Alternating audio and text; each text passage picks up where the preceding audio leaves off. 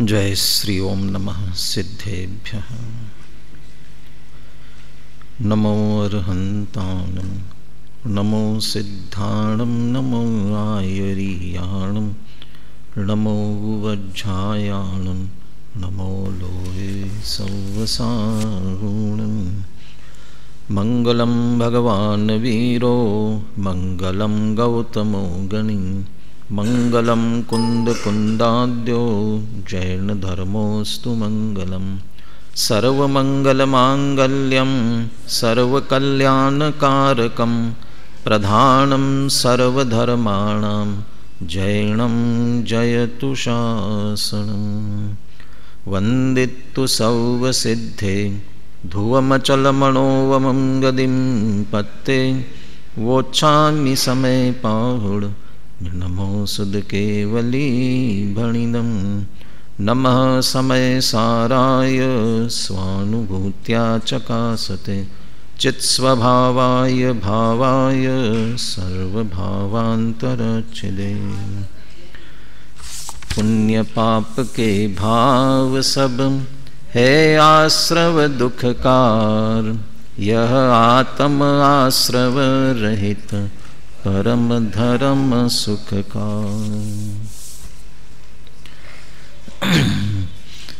आचार्य कुंदकुंदे विरचित समय सार परमागम का आश्रव अधिकार। इस अधिकार में मुख्य रूप से ज्ञानी निराश्रव है, ये सिद्ध करते हुए हमें ये प्रेरणा देना चाहते हैं कि जब ज्ञानी निराश्रव रह सकता है तो फिर हम निराश्रव क्यों नहीं रह सकते। तो फिर ज्ञानी निराश्रव कैसे हैं, उसके लिए आश्रव की पूरी प्रक्रिया बता दी। चूँकि पुराना मिथ्यात्म अविरति कषाय योग, ये आश्रव नए आश्रव में निमित्त बनता है, परंतु ये आश्रव निमित्त तब बनता है जब जीव मोह राग द्वेष रूप परिणमित हो, भावाश्रव रूप से परिणमित हो, तो वह पुराना द्रव्याश्रव नए द्रव्याश्रव के लिए निमित्त बनता है। और चूंकि ज्ञानी के ये भाव नहीं है, इसलिए उसे आश्रव नहीं होता। पुराना द्रव्याश्रव उसका उदय में तो आ रहा है, फिर नया आश्रव क्यों नहीं होता। तो उसका वो दृष्टांत 168वीं गाथा में था। पका फल जैसे वृक्ष से अलग हो जाए तो फिर नहीं जुड़ सकता, वैसे ही चूंकि ज्ञानी का द्रव्याश्रव उदय में तो आया, और उदय में आने के बाद विपाको अनुभवा और ततश्च निर्जरा, जो भी उदय में आता है फल देने के बाद निर्जरित हो जाता है, पृथक हो जाता है। अब वो जो पृथक हुआ है वो फिर से आत्मा के साथ नहीं जुड़ेगा। कल चर्चा की थी अपन ने, अज्ञानी के जुड़ेगा, ज्ञानी के नहीं जुड़ेगा। उसमें इतना अंतर समझना, वही कर्म नहीं जुड़ता पुनः, वो तो गया, अलग हो गया। लेकिन उनके पुराने उदय के आते हुए जब ये मोह राग द्वेष रूप से परिणमित होगा तो नए जुड़ेंगे। इन चाहे पुराने से चाहे नए से जुड़ तो गया ना, पुनः जुड़ा। चूंकि वह ज्ञानी के मोह राग द्वेष भाव नहीं होते हैं, इसलिए कहते हैं पुनः जुड़ने में वह समर्थ नहीं होता। और इसका ही ये कलश 114वां कल अपन ने देखा था।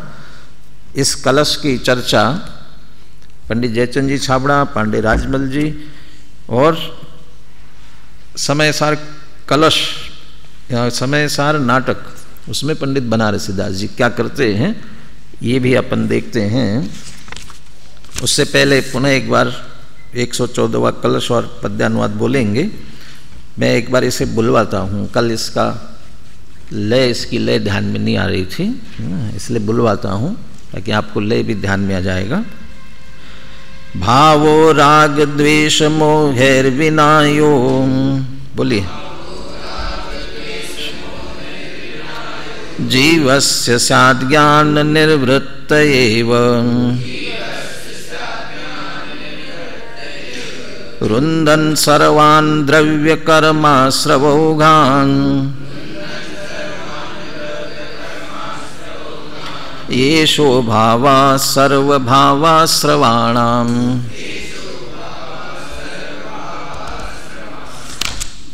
अब बोलिए पद्यानुवाद बोलिए।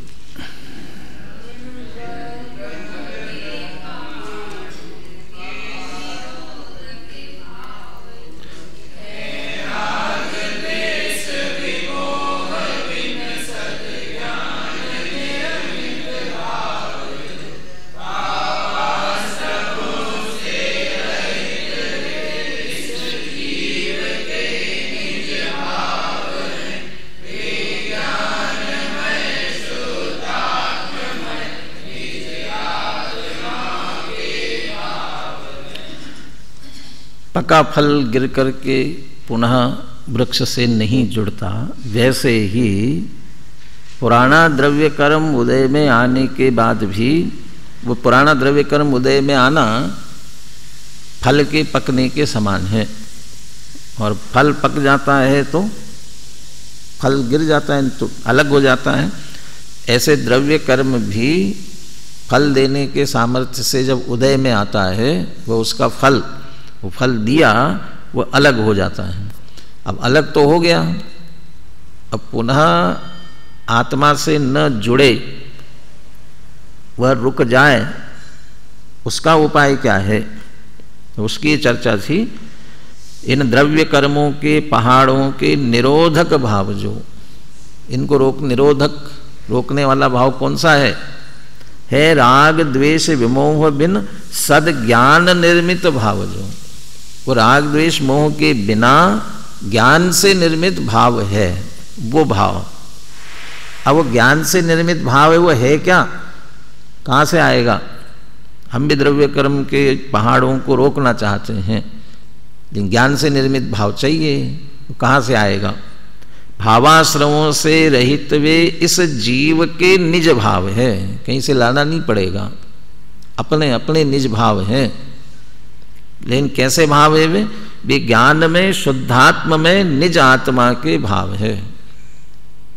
जो अपने आप को शुद्धात्म स्वरूप अनुभव करता है वही ज्ञानमय भाव है, अब अपना स्वयं का भाव है। और जब ये भाव प्रकट हुआ तो मोह राग द्वेष रूप विभाव नहीं होते। अब विभाव नहीं होते हैं तो अपने आप ही द्रव्य कर्मों का निरोध हो जाता है। देखिए पंडित जयचंद जी छाबड़ा क्या भावार्थ लिखते हैं इसका। मिथ्यात्व रहित भाव ज्ञानमय है, या ज्ञानमय भाव का अर्थ क्या लेना? केवल ज्ञान नहीं लेना है, बस सम्यक दर्शन हुआ, वह मिथ्यात्व से रहित हुआ। तो मिथ्यात्व से रहित हुआ तो अकेला सम्यक ज्ञान हुआ ना, तो अभी तो बहुत अज्ञान बाकी है उसका। तो लेकिन श्रद्धा की ओर से देखा जाए, वह सम्यक दृष्टि अपने आप को क्या अनुभव कर रहा है, क्या जानता है, क्या मानता है अपने आप को कि बस मैं ज्ञान में हूँ, इसलिए वह ज्ञान में भाव है उसका। मिथ्यात्व रहित भाव ज्ञानमय भाव है। वह ज्ञानमय भाव राग द्वेष मोह रहित है। अब यहाँ भी शंका खड़ी हो सकती है। प्रारंभ की गाथाओं में अपन ने पढ़ा था, वो मात्र 41 प्रकृतियाँ, और वो 2 प्रकृतियाँ जो वाणी बनती है वो 43 प्रकृतियाँ। अब वो नहीं होती है, बाकी के तो आश्रय हो रहा है, उतना राग द्वेष भी बाकी है। तो राग द्वेष मोह से रहित कैसे कह रहे हैं? जैसे ज्ञान में कह रहे हैं वैसे ही कह रहे हैं। वह अपने आप को क्या अनुभव करता है? सुबह डॉक्टर साहब के प्रवचनों में आ रहा था ना, 6वीं गाथा, नवी होदी अपमत्तो न पमत्तो, प्रमत्त भी नहीं और अप्रमत्त भी नहीं। मैं कौन हूँ? एक ज्ञायक भाव हूँ।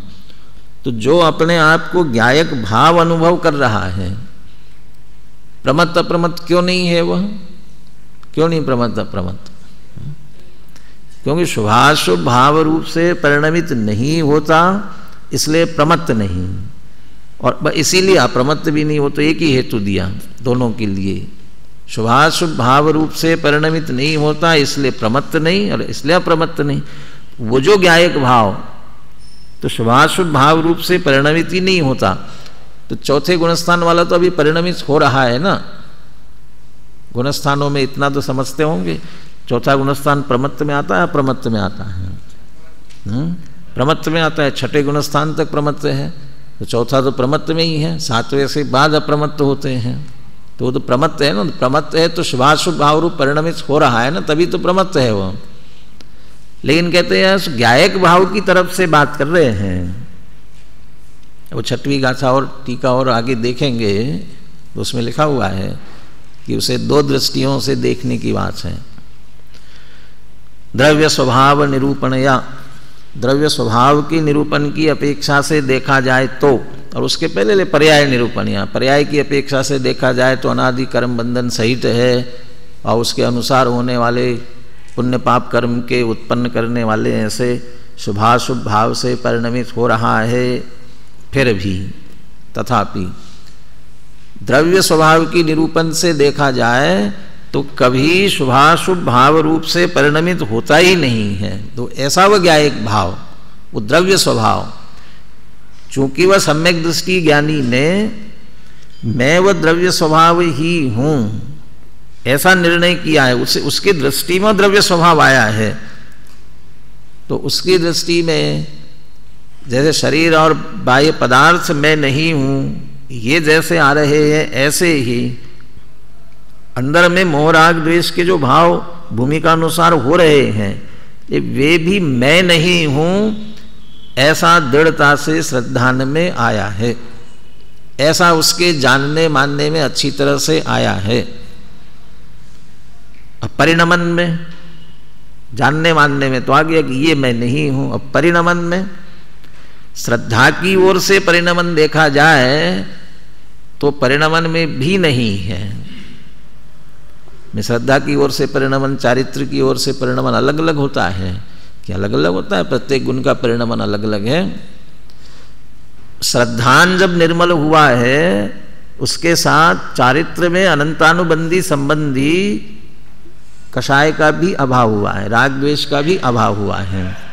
तो सम्यक दृष्टि ज्ञानी के मिथ्यात्व नहीं है इसलिए मोह नहीं है, और अनंतानुबंधी संबंधी राग द्वेष नहीं है इसलिए राग द्वेष नहीं है, इसलिए मोह राग द्वेष से रहित है। ये तो परिणति की बात हुई। लेकिन मैं कौन हूं इस दृष्टि से विचार करता है तो मैं तो त्रिकाल राग द्वेष से रहित, मैं वीतरागी नहीं, मैं अरागी हूं। क्या अंतर हुआ दोनों में? वीतरागी और अरागी कहने में क्या अंतर हुआ? वीतरागी नहीं, अरागी हूं। तो वीतरागी तो राग जब वीत जाएगा, माने राग है और वो चला जाएगा तब वीतरागी होगा, और अरागी माने राग जिसमें है ही नहीं। मैं वो द्रव्य हूं जिसमें राग प्रवेश नहीं करता। पीछे 14वीं गाथा के बाद कलश आता है ना, 14वीं गाथा बद्ध स्पष्ट अबद्ध स्पष्ट कहने वाली, उसके बाद कलश आता है। तो उसमें लिखा है कि ये बद्ध स्पष्ट आदि भाव, माने बद्ध स्पष्ट आदि में जो अंतिम असंयुक्त वाला बोले उसमें राग आदि भी लिए। तो कर्म राग ये सभी भाव बस स्पष्ट रूप से बाह्य में तैरते हैं, आत्म स्वभाव में प्रवेश नहीं कर सकते। तो रागादि ने मेरे आत्म स्वभाव में प्रवेश नहीं किया। वो मैं हूं जिसमें रागादि ने प्रवेश नहीं किया है, इसलिए मैं मोह राग द्वेष से रहित हूं। तो ज्ञानी ऐसा जान रहा है, मान रहा है, इसलिए वो मोह राग द्वेष से रहित है। और वो परिणामी उसका ज्ञान में, वह ज्ञानमय भाव राग द्वेष मोह रहित है और द्रव्य कर्म के प्रवाह को रोकने वाला है। ये अपराध सबसे बड़ा, दो बातें आती ना, दोष और अपराध, क्या होता अंतर दोनों में? दोष और अपराध, दोषों का प्रायश्चित होता है और अपराध का दंड मिलता है। सम्यक दृष्टि के दोष हो सकते हैं लेकिन अपराध नहीं हो सकता। और मिथ्या दृष्टि अज्ञानी के तो अपराध ही अपराध चल रहा है, वो भले ही दोष कहे अपने आप में लेकिन अपराध चल रहा है। तो जिसने अपराध नहीं किया तो जो भूमिका अनुसार थोड़ा बहुत राग द्वेष हो रहा होगा उसका प्रायश्चित तो हो जाता है, लेकिन दंड नहीं मिलता उसे, अनंत संसार का दंड उसे नहीं मिलता। वो द्रव्य कर्मों के प्रवाह को रोकता है का अर्थ ऐसे द्रव्य कर्मों का बंध उसे नहीं होता कि उसे अनंत संसार की जेल में क्या कहते चक्की पीसना पड़े, जेल में चक्की पीसना पड़े। तो अनंत संसार की जेल नहीं होती है, और छोटे मोटे थोड़े बहुत जो पुण्य पाप के अनुसार होते हैं वो रोते रहते हैं। इसलिए द्रव्य कर्म के प्रवाह को रोकने वाला है, इसलिए वह भाव ही भावाश्रव के अभाव स्वरूप है। वो सम्यक दृष्टि का परिणाम भावाश्रव रहित है। भावाश्रव रहित पना इसके दो दृष्टि से देखना है। अभी मैंने जो चर्चा की वो अगले पैराग्राफ में आ रही, देखिए, संसार का कारण मिथ्यात्व ही है, इसलिए मिथ्यात्व संबंधी रागादि का अभाव होने पर सर्व भावाश्रवों का अभाव हो जाता है। यह यहाँ कहा गया है। बस मिथ्यात्व चला गया माने बस चला गया, सभी सर्व भावाश्रवों का अभाव हो गया। जबकि अभी 4 चौकड़ी होती ना कषाय की, 4 चौकड़ियाँ होती ना। सबसे पहली कौन सी? अनंतानुबंधी, फिर दूसरी अप्रत्याख्यान, फिर प्रत्याख्यान, फिर संज्वलन। तो चौथे गुणस्थान वाला सम्यक दृष्टि उसके कषाय की कौन सी चौकड़ी गई? अनंतानुबंधी। अभी है कितनी? 3 बाकी हैं। तो जो 3 बाकी है उस संबंधी राग द्वेष है कि नहीं है? जब वो है तो उस संबंधी राग द्वेष भी है। तो जब वे राग द्वेष है तो भावाश्रव है, राग द्वेष तो भावाश्रव है। लेकिन यहां तो कह रहे कि सर्व भावाश्रवों का अभाव हो जाता है। तो ऐसा क्यों कह रहे हैं? तो इसलिए पहले ही कह दिया, क्योंकि संसार का कारण तो मिथ्यात्, वो संसार का कारण नहीं है। तो संसार का कारण नहीं तो राग द्वेषों से क्या होता है? वो राग द्वेष से मुक्ति हो जाती है। जितने अप्रत्याख्यान प्रत्याख्यान संबंधी जो राग द्वेष है उससे मोक्ष हो जाता है क्या? मोक्ष नहीं होता, लेकिन मोक्ष रुकता भी नहीं है। दो स्थितियां हैं, एक मिथ्यात्व और एक सम्यक्त्व। वो मिथ्यात्व जब तक है तब तक इसको समझ लो अधोमुख ऊर्ध्वमुख ऐसा कह सकते हो, पुण्य पाप के लिए का अधोमुख ऊर्ध्वमुख। लेकिन मिथ्यात्व और सम्यक्त्व में भी जब तक मिथ्यात्व है तब तक उसका मुख अधो है, संसार की तरफ है। किसी का मुख नीचे की तरफ हो, पतंग उड़ाते होंगे ना, पतंग उड़ाना जानते होंगे। पतंग उड़ाने में जो पहली बार पतंग उड़ाते समय आप क्या बोलते हैं उसको, ऊपर सबसे पहला उड़ाना है तो क्या करते हो? कोई दूर खड़ा होता है और इधर से आप डोरी खींचते हो। लेकिन वो सामने वाला वो पतंग का मुख किस तरफ करता है? ऊपर की तरफ करता है। ऊपर की तरफ किया तो आप डोर खींचते हो तो ऊपर चला जाता है, और नीचे की ओर उसका मुख होगा तो क्या होगा? तो कह रहे वो इसलिए आप वो उसको आप उस तरफ मुंह करके खड़ा होने के लिए कहते हो। अब कोई भी नहीं होगा तो आप खुद भी करते हो तो उसका मुंह ऊपर की तरफ होना चाहिए, तब उसकी डोर खींचते हो। और नीचे की तरफ हो, अच्छा ऊपर भी चला गया और आप और ढील देते जा रहे हैं, लेकिन फिर डोरी खींचते हो ऊपर और चढ़ाना हो तो। लेकिन कब खींचते हो? जब उसका मुंह ऊपर की तरफ हो, और नीचे की तरफ हो तो। और जब नीचे की तरफ है तब खींचोगे तो क्या होगा? उतनी जितनी तेजी से ऊपर जाता है वो उतनी, यदि उसका मुख नीचे है उतनी तेजी से फिर नीचे चला जाता है। ऐसे समझ लिए मिथ्यात्व और सम्यक्त्व में। जब तक मिथ्यात्व है तो संसार की तरफ मुख है, और संसार की तरफ मुख है, अब खींचो जितनी तेजी से खींचोगा, मतलब जितना आप व्रत उपवास पूजा पाठ जो कुछ करना है बहुत तीव्रता से, पूरे ताकत से करो, और जितनी तेजी से कर रहे हैं वो उतनी तेजी से संसार की तरफ जा रहा है, नीचे की तरफ जा रहा है। अभी गुरुदेव के उसमें बता रहे थे ना, बाद में बताए फिर से, रत्नत्रय में आनंद नहीं है, जड़ में आनंद नहीं है। ये रत्नत्रय में कैसे नहीं आनंद? सम्यक दर्शन ज्ञान चारित्र रत्नत्रय आनंद में है, व्यवहार रत्नत्रय की बात है। वो जड़ शरीर आश्रित जितना है उसमें आनंद नहीं है, जैसे जड़ में आनंद नहीं है, व्यवहार रत्नत्रय का परिणाम भी वो पराश्रित है, जड़ाश्रित है, वो उसमें आनंद नहीं है। और जिसने अपने आत्मा का भान नहीं किया, अकेले उसी में लगा हुआ है, तो वो नीचे की तरफ जाएगा। अरे वो मिथ्यात्व का मुख नीचे की तरफ, अब सम्यक्त्व का मुख ऊपर की तरफ है। अब सम्यक्त्व का मुख जब ऊपर की तरफ है, तब जितना व्रत उपवास पूजा पाठ आदि किया जाएगा वो उसे ऊंचाई की ओर ले जाएगा। परंतु यदि राग द्वेष मोह कर रहा होगा तो भी कहते हो नीचे नहीं जाएगा, वो नीचे ले जाने में समर्थ नहीं है। चाहे राग द्वेष हो रहे हैं वो तब भी, क्योंकि उसका मुख ऊपर की तरफ है। इसलिए वो मिथ्यात्व सम्यक्त्व सहित जब राग द्वेषादि होते हैं, वे संसार के कारण नहीं बनते, तो मोक्ष के कारण होते होंगे। मोक्ष कुछ देर के लिए रुका रह सकता है, जैसे हवा या नहीं चल रही है, अब आप थोड़ा सा ढील देते हो, वो पतंग वहीं के वहीं रुकी रहती है, थोड़ी थोड़ी नीचे भी आने लग जाती है, लेकिन मुख ऊपर की तरफ है तो पूरा नीचे नहीं आएगा। और ऐसा में फिर खींचोगे तो ऊपर की तरफ चला जाएगा, नहीं खींचोगे वहीं के वहीं लटकता रहेगा।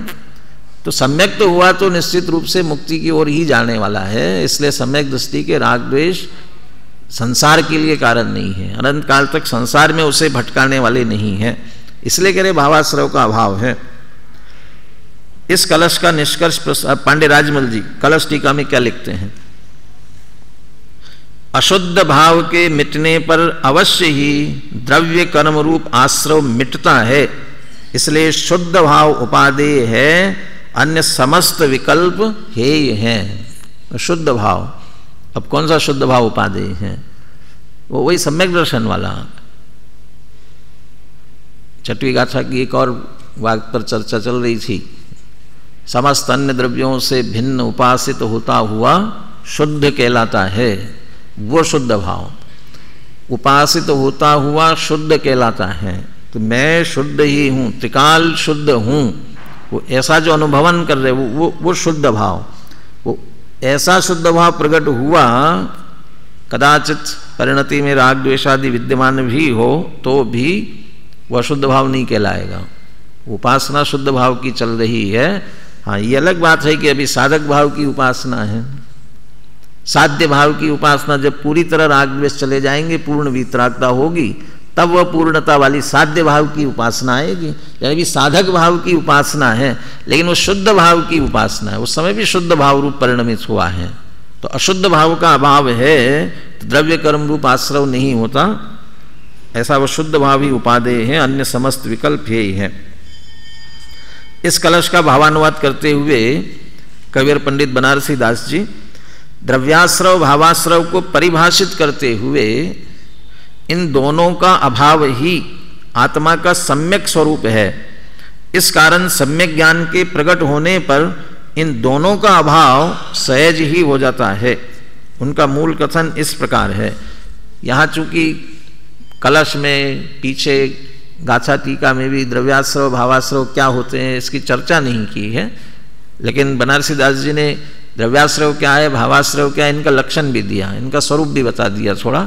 और फिर सम्यक के अभाव, सम्यक ज्ञान प्रकट होने पर तो सम्यक दृष्टि के ये दोनों का अभाव है, ये बात भी उसके साथ कहते हैं। बोलिए।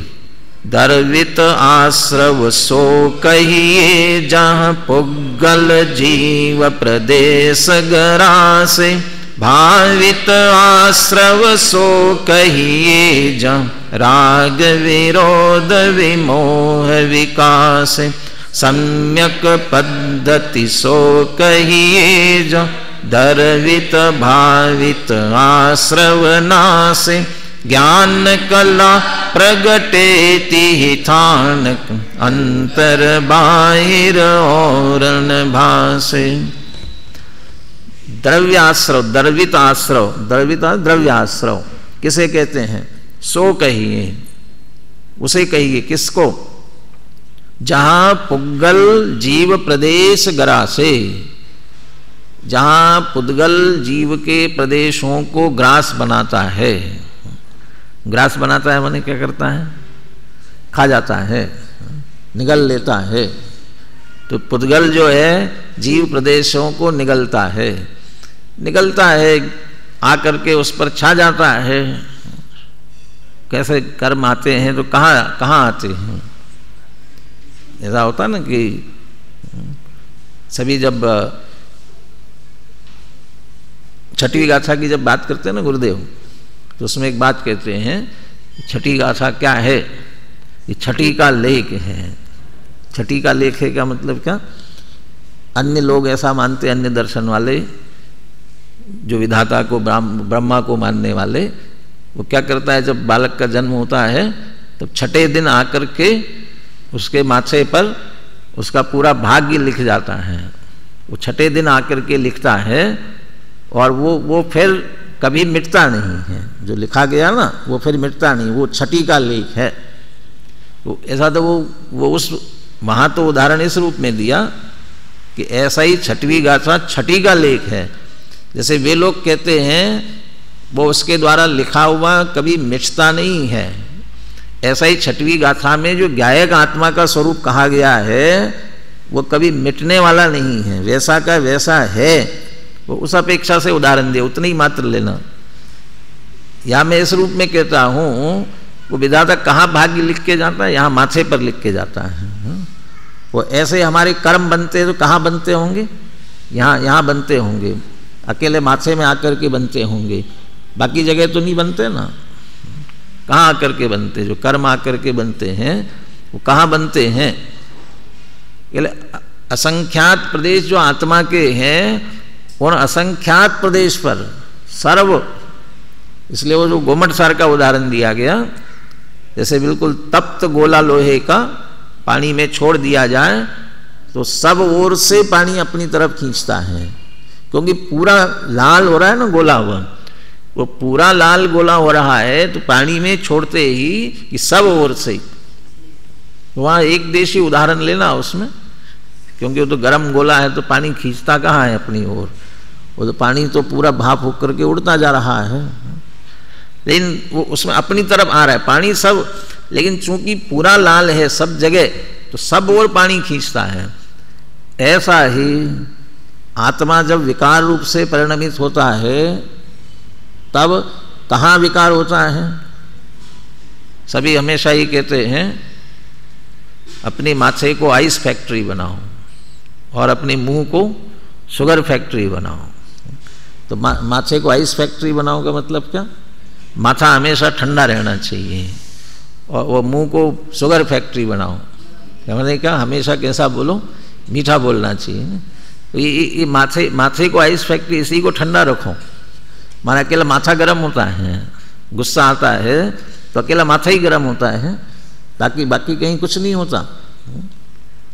वो तो निमित्त नैमित्तिक संबंध से भी देखो तो क्रोध के लक्षण में बता दिया ना। क्रोध क्या कैसा होता है? क्रोध आता है तो क्या होता है? आंखें लाल होती हैं, होंठ फड़फड़ाने लगते हैं, पूरा शरीर, सबको तेज गुस्सा आता है तो पता होता है क्या होता है, तो पूरा शरीर कांपने लगता है ना। और निमित्त नैमित्तिक संबंध से शरीर की बात करते हैं, लेकिन जब क्रोध होता है तो पूरा आत्मा क्रोध रूप परिणमित होता है। ऐसा नहीं अकेले माथे में क्रोध आ गया हूँ बाकी आत्मा तो वैसा का वैसा है, ऐसा नहीं। क्रोधोपयोगी क्रोध है, मानोपयोगी मान, मायोपयोगी माया, लोभोपयोगी तो जिससे परिणमित हुआ है उस समय वही है। प्रवचन सार भी अभी पढ़ा था ना, जिस भाव से परिणमित आत्मा वही है। धर्म से परिणमित आत्मा धर्म, शुभ से परिणमित आत्मा शुभ, अशुभ से परिणमित आत्मा अशुभ। तक काले तम मयति परिणतम, वो उस समय उससे तन्मय का। तो पूरा आत्मा जब राग रूप होता है तो पूरा आत्मा राग रूप होता है। द्वेष रूप होता है, किसी विकार रूप होता है तो पूरा आत्मा विकार रूप हो रहा है, यानी आत्मा का एक एक प्रदेश उस समय विकारी हो रहा है। तो जब एक एक प्रदेश विकारी हो रहा है, जैसे पूरा लोहे का गोला पूरा लाल हो रहा है तो सब ओर से पानी खींचता है, वो ऐसे ही समझ लो विकार होता है तो सभी आत्मा के असंख्यात प्रदेशों में भी जो कर्म आते हैं वो पूरे आत्मा के असंख्यात प्रदेशों में, तो एक एक प्रदेश पर कितने कितने आते होंगे, एक एक प्रदेश पर, चूंकि अनंतानंत है, ये तो प्रदेश तो असंख्यात ही है, इसलिए अनंत एक एक प्रदेश पर अनंत अनंत, ऐसे अनंत अनंत कर्म परमाणु आकर के, चूंकि पुद्गल है ना इसलिए कहा जीव प्रदेश गरासे, पुद्गल जीव प्रदेश गरासे, तो पूरे असंख्यात प्रदेशों में आकर के ग्रसित कर लेते हैं। तो ग्रसित कर लेते हैं तो क्या कर लेते हैं, कौन सा संबंध हो जाता है, तो इसलिए थोड़ा नीचे पढ़िए। कार्मन वर्गणा का कर्मरूप परिणमन होकर आत्म प्रदेशों का ग्रस जाना, पुद्गल में से भी कौन आएगा, कर्म रूप होकर के, कार्मन वर्गणा वाला, तो कार्मन वर्गणा का वो कर्म रूप परिणमित होकर के वो आत्म प्रदेशों का ग्रस जाना। तो पुद्गल माने कार्मन वर्गणा कर्म रूप परिणमित हुए और जीव प्रदेश माने आत्मा के प्रदेशों को ग्रस लिया, माने क्या किया उसने, उनका आत्म प्रदेशों के साथ एक मेक हो जाना, आत्म प्रदेशों के साथ एक मेक, तो एक मेक हो गए ना, दोनों मिलके एक हो गए ना, दोनों एक मेक हो गए, माने एक मेक हो गए का अर्थ क्या, दोनों का एक सुनिश्चित काल के लिए एक क्षेत्रावगाह रूप में संबंधित हो जाना, वो ग्रसित कर लेते हैं, एक मेक हो जाते हैं, वो मिल जाते हैं, वो सब कहने का तात्पर्य एक क्षेत्रावगाह रूप संबंध को प्राप्त हो जाना, बस एक क्षेत्रावगाह, दोनों एक क्षेत्र में संबंधित हुए हैं, इतना मात्र संबंध है, इसका नाम द्रव्याश्रव है। अब इसमें भी एक बात समझने की है, आश्रव और बंध में क्या अंतर है, आश्रव और बंध में क्या अंतर है, आश्रव और बंध में, आश्रव में माने आते हैं और बंध में बंध जाते हैं, ठीक है ना। तो यहां तो जीव और पुद्गल जब एक में एक क्षेत्रावगाह संबंध को प्राप्त हुए तो बंध हुआ ना, फिर तो आश्रव कहाँ हुआ, तो आश्रव कब कहें, अच्छा आते हैं तब, तो आते हैं जब तक वे समझ लो हमारे से 1 फुट दूरी पर हैं, आ रहे हैं, और अभी आ रहे हैं, तो वहां से यहां तक आए तब तक क्या कहलाएंगे, आश्रव, और यहां बंध गए तब क्या कहलाएंगे, बंध। ऐसा नहीं है, वो जब तक यहां से यहां तक आ रहे हैं ना तब तक कुछ नहीं है, उससे कोई लेना देना नहीं है, तो फिर आश्रव वो यहीं अपने आत्म प्रदेशों पर आए, वो जिस समय आए वह उसी समय आश्रव, अब वहीं टिके रहे बाद में, उसके बाद में उस वहां से लेकर जब तक उदय में नहीं आएंगे ना तब तक उसी आत्मा के साथ एक क्षेत्रावगाह संबंध को रहेंगे, संबंध रूप से बंधे रहेंगे, वो बंधन। प्रथम समय आश्रव, दूसरे समय से लेकर के बंध चालू, वहां से लेकर के जब तक उदय में नहीं आए तब तक बंध। धर्म द्रव्य अधर्म द्रव्य, अभी निमित्त नैमित्तिक की बात भी चल रही थी गुरुदेव के प्रवचन में। धर्म द्रव्य निमित्त मात्र है, लेकिन किसे, जीव पुद्गल को चलने में, और अधर्म द्रव्य क्या करता है, किसमें निमित्त है, ठहरने में निमित्त है ना, ठहरने में। तो अभी आप इतनी देर से यहाँ ठहरे हुए हो तो कौन निमित्त है आपके ठहरने में, अभी आप यहाँ इतनी देर से ठहरे हो ना, 1 घंटे से यहीं बैठे हुए हो, तो कौन निमित्त है, अधर्म द्रव्य निमित्त है ना, नहीं है, अधर्म द्रव्य निमित्त नहीं है, कौन निमित्त है, अभी अधर्म द्रव्य निमित्त नहीं है, अभी आकाश द्रव्य निमित्त है। अधर्म द्रव्य कब निमित्त हुआ, जब आप आए और आकर के इस जगह बैठ गए, बस जब वहां स्थिर हो गए, जब स्थिर हुए उस समय अधर्म द्रव्य निमित्त, गमन पूर्वक स्थिर होते हुए ठहरते हुए जीव पुद्गलों के ठहरने में जो निमित्त हो वो अधर्म द्रव्य, तो ठहरे उस समय अधर्म द्रव्य, और उसके बाद में उसके बाद ठहरे रहे ना वहीं पर, अब तो आप उसी जगह पर अवगाह पा रहे हैं, वहीं रुके वहीं रह रहे हैं, वो फिर आकाश द्रव्य। फिर अब अधर्म द्रव्य कब कारण बनेगा? फिर से जब आप यहाँ से उठ करके कहीं और जाके स्थिर होगे तब फिर बनेगा। लेकिन वो माने एक जब रुके उस समय अधर्म द्रव्य, और उसके बाद रुके ही रहे तो अब आकाश द्रव्य में रुके हुए हैं। आश्रव बंध को इस तरह से जब आए उसी समय आश्रव, उसके बाद अब आगे के लिए रुके ही रहे, उसका नाम बंध। ऐसा अंतर कर लेना उसमें से। तो ये इसका पहली पंक्ति का दर्वित आश्रव सो कहिए जहां पुग्गल जीव प्रदेश ग्रास है। अब भावाश्रव क्या है? भावित आश्रव सो कहिए जहां राग विरोध विमोह विकास है। भावाश्रव क्या है? उसे कहना जहां राग विरोध का मतलब द्वेष, वो बहुत जगह विरोध शब्द आएगा, राग विरोध माने राग द्वेष, और विमोह माने मोह, माने मोह राग द्वेष विकसित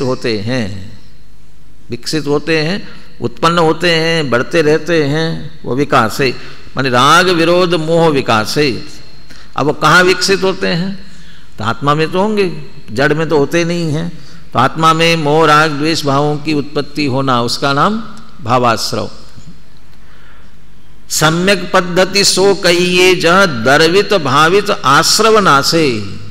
और सम्यक पद्धति, सम्यक दर्शन, पद्धति शब्द के तीनों अर्थ किए, सम्यक दर्शन, सम्यक ज्ञान, सम्यक चारित्र।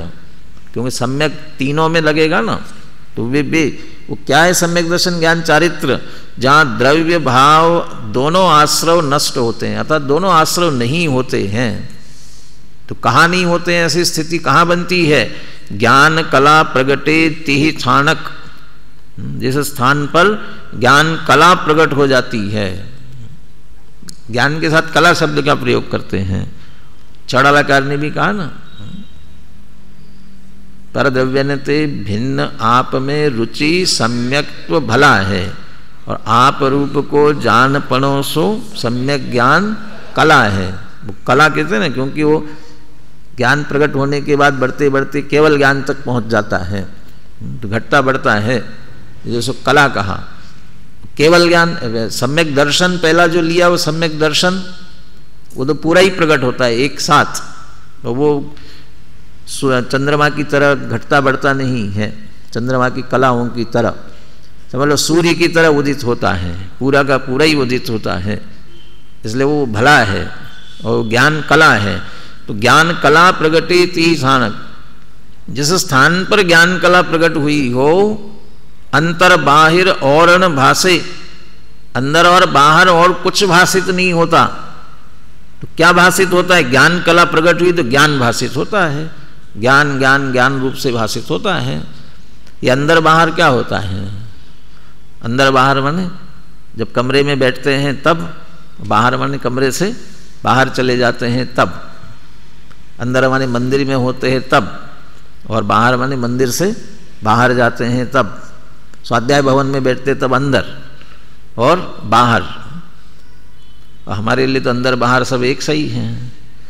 चाहे हम स्वाध्याय भवन में बैठे, चाहे मंदिर में बैठे, चाहे घर में बैठे, अंदर बाहर हमारे लिए क्या भाषित होता है? सब जगह मैं कौन, मैं कौन, क्या भाषित हो रहा है? मैं पने से क्या भाषित हो रहा है? जो हम है वो भाषित हो रहा है। क्यों? सन्मति। यहाँ आए तो तुम कौन हो? स्वाध्याय भवन में अंदर आए तो सन्मति, और बाहर जाओगे तो अच्छा अपने कमरे में जाओगे तो सन्मति, कमरे से बाहर आओगे तो, और मंदिर में जाओगे तो, सब जगह सन्मति भाषित हो रहा है। पर आत्मा कब भाषित होगा? आत्मा कब भाषित होगा? माने स्वाध्याय भवन में आए तब भी सन्मति भाषित हो रहा है, अपना अपना सबको। स्वयं मंदिर में गए तब भी वही भाषित हो रहा है। तो अंदर बाहर हमेशा हमें क्या भाषित हो रहा है? बस मैं यही हूं, जो जो अपना अपना है। अमूर्तिक प्रदेशों का पुंज, प्रसिद्ध ज्ञानादि गुणों का धारी, अनादि निधन वस्तु आप है, और जिनका नवीन संयोग हुआ है, ज्ञानादि से रहित जड़ कर्मों का समूह, ऐसे इनसे रहित जो शरीर आदि पर, ये पर है। इन दोनों की मिलीजुली अवस्था जो है, ये मैं, यही मैं। ये अंदर बाहर, अंदर में अपने को अनुभव करे मैं ऐसा, तब भी ये देहादि सहित ही अनुभव में आता है, ये मैं हूँ।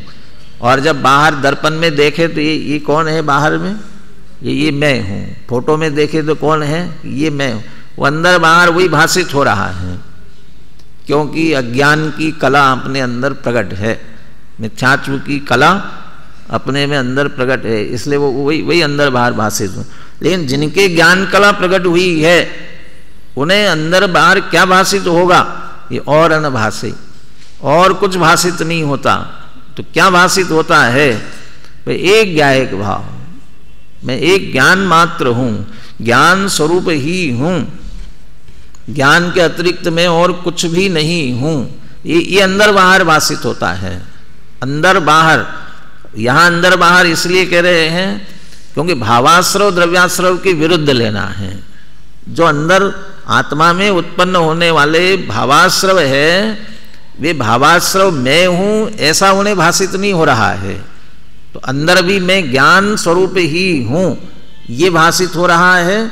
और बाहर जो असंख्यात प्रदेशों में द्रव्य पुद्गल आकर के ग्रसित हुआ है, अब वो द्रव्याश्रव वो तो भाषित हो रहा होगा ना, बाहर वो भी भाषित नहीं हो रहा है। मैं तो ज्ञान में हूँ। तो अंदर न मोह राग द्वेष रूप मैं हूँ, न वो ज्ञानावरण दर्शनावरण आदि आकर के आश्रवित हो रहे वो मैं हूँ, न अंदर बाहर और कुछ भाषित नहीं होता। अंदर बाहर सर्व ओर से ज्ञान ज्ञान ज्ञान ही भाषित होता रहता है।